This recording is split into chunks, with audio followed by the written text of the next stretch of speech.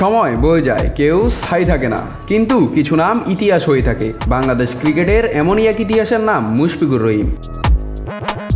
2006 সালে এক তরুণ ক্রিকেটার পা রাখলেন আন্তর্জাতিক ক্রিকেটে। ছোট্টকরণ কিন্তু বুক ভরা সাহস, দিগন্ত জোড়া স্বপ্ন।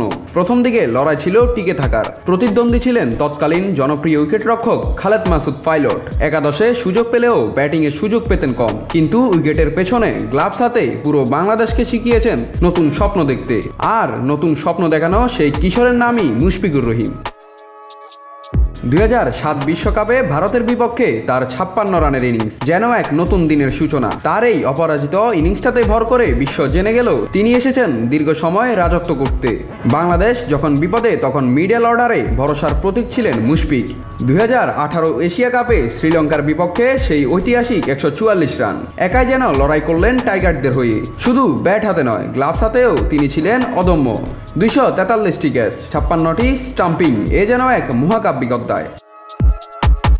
কিন্তু সব গল্পেরই শেষ থাকে।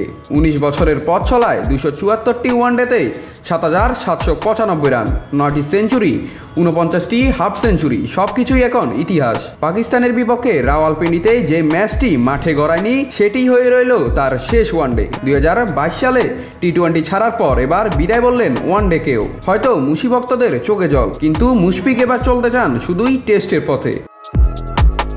ভারতের যেমন ছিল দা ওয়াল রাহুল দ্রাবিড়, তেমনি বাংলাদেশেরও ছিল এক মিস্টার ডিফেন্ডেবল। হয়তো তিনি আর ওয়ানডেতে থাকছেন না, কিন্তু তার গল্প থেকে যাবে ক্রিকেট প্রেমীদের হৃদয়ে।